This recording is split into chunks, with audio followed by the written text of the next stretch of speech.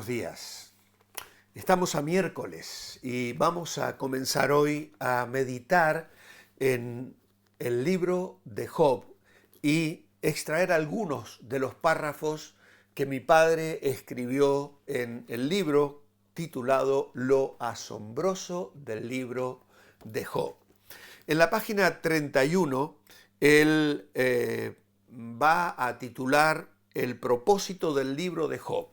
Y yo quiero leeros el párrafo de Santiago que él menciona, pero vamos a leer un poquito más. Santiago 5, versículos 7 al 11. Dice Santiago: por tanto, hermanos, esperad con paciencia la venida del Señor. Mirad cómo el labrador espera el precioso fruto de la tierra y aguarda con paciencia hasta que reciba la lluvia temprana y la tardía.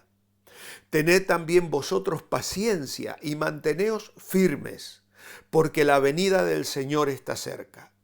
Hermanos, no os quejéis unos contra otros, para que no seáis condenados. El juez ya está delante de la puerta. Hermanos míos, tomad como ejemplo de aflicción y de paciencia a los profetas que hablaron en nombre del Señor. Nosotros tenemos por dichosos a los que sufren. Habéis oído de la paciencia de Job y habéis visto el fin que le dio el Señor, porque el Señor es todo compasión y misericordia. El tema de esta parte de la carta de Santiago es claro. Santiago está hablando de la paciencia. La menciona dos veces en el versículo 7, una vez en el versículo 8 y otra en el versículo 10, mientras que las palabras soportó y resistencia se utilizan en el versículo 11. Santiago nos da tres imágenes de la paciencia para animarnos. En primer lugar, dice que seamos pacientes como un agricultor esperando la cosecha. En una sociedad agrícola se vive dependiendo de la provisión de Dios en el clima. Demasiada lluvia puede hacer que la cosecha se pudra. Muy poca lluvia causa sequía y las heladas matan la cosecha. Es necesario tener paciencia. La ilustración del agricultor nos recuerda que la fe implica confiar en ese Dios y en lo que solo Él puede controlar. En segundo lugar, debemos ser pacientes como un profeta, hablando, diciendo, predicando la verdad. Al igual que el agricultor, el profeta nos recuerda que la paciencia no significa necesariamente inactividad. Un agricultor no se sienta a esperar la lluvia, trabaja. Del mismo modo, un profeta en medio de la persecución se levantó con valentía y habló contra la injusticia. En medio de las dificultades debemos hablar de la bondad, la grandeza, el juicio y la misericordia de Dios. En tercer lugar, necesitamos paciencia como Job. Esperar en el propósito de Dios. Santiago dice: habéis oído de la paciencia de Job y habéis visto el resultado del proceder del Señor. Qué poco se puede decir. Recordamos que se necesitaron 42 capítulos para que se revelara el propósito del sufrimiento en la vida de este hombre. Y solo al final confesó: Señor, te había oído solo de oídas, pero ahora mis ojos te ven. Este es un buen recordatorio para que nosotros, lo que sea que estemos atravesando, recordemos, no es el final de la historia. El final revelará que el Señor es realmente muy compasivo y misericordioso. Tal vez no lo puedes ver ahora mismo, pero sé paciente, esperando en el propósito de Dios. Mi padre en la página 31 nos dice: El apóstol Santiago nos invita a procurar conocer el propósito misericordioso del Señor en la historia de este gran siervo suyo en la antigüedad, Job. Después de leer esta extraordinaria joya literaria inspirada por el Espíritu Santo, quizá podamos preguntarnos en qué consiste el plan de Dios en el desarrollo y culminación de este drama. Aún podemos aplicar esta misma pregunta a la realidad o experiencia de muchos cristianos fieles en la historia, tanto recientes como actuales, quienes han sido y son probados en su fe, entereza moral, paciencia y en la actualidad. La respuesta podría resumirse en dos frases que Job mismo expresó en medio de su aflicción: angustia y tormento, a los amigos que no pudieron comprender el plan definido de Dios, pese a que conocían la palabra del Señor, le amaban y temían. Y hoy vamos a mirar la primera de las frases que mi padre señala: Dios llevará a cabo lo que ha determinado para mí. Job, capítulo 23 y versículo 14. El Señor comenzó una obra en su siervo. El día que se entregó a sus manos con un corazón dispuesto a escuchar su voz y obedecer su palabra. Del mandamiento de sus labios nunca me aparté. Guardé las palabras de su boca más que mi comida, dice Job. Aunque él en la amargura de su alma puede recordar errores cometidos antes de su conversión a Dios, ya no cuenta condenación, pues Dios le ha perdonado y honrado. Dios comenzó en él una obra que se resume 3 veces en los 2 primeros capítulos.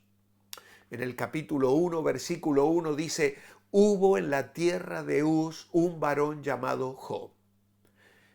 Y era este hombre perfecto y recto, temeroso de Dios y apartado del mal. Luego en el capítulo 1, versículo 8 dice: y Jehová dijo a Satanás: ¿no has considerado a mi siervo Job, que no hay otro como él en la tierra, varón perfecto y recto, temeroso de Dios y apartado del mal? Y luego en el capítulo 2, verso 3, otra vez el Señor dijo a Satanás: ¿no has considerado a mi siervo Job, que no hay otro como él en la tierra, varón perfecto y recto, temeroso de Dios y apartado del mal, y que todavía retiene su integridad, aun cuando tú me incitaste contra él para que lo arruinara sin causa? Así que hizo de Job un hombre perfecto y recto, temeroso de Dios y apartado del mal, capaz de mantener su integridad incluso en medio de la dura prueba permitida por Satanás. Esta obra de Dios se inicia tal como dice Pablo a los Filipenses.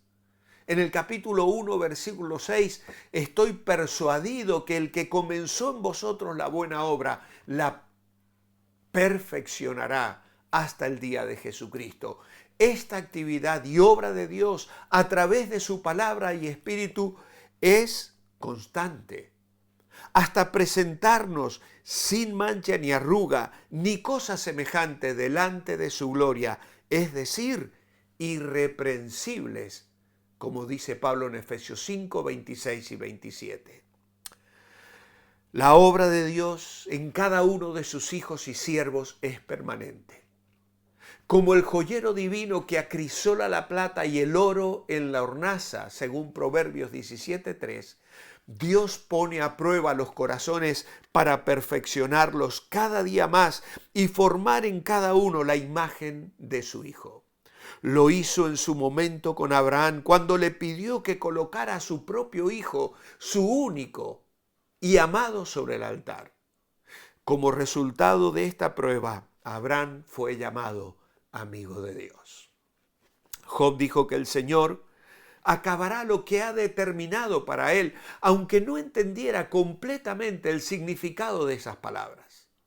nosotros que tenemos este precioso libro ante nuestros ojos y llegamos a su epílogo, entendemos algo del propósito de Dios para con Job a través de su prueba y vemos los preciosos resultados a nuestro favor y en beneficio de todos los hijos de Dios que deben enfrentar sus propias pruebas.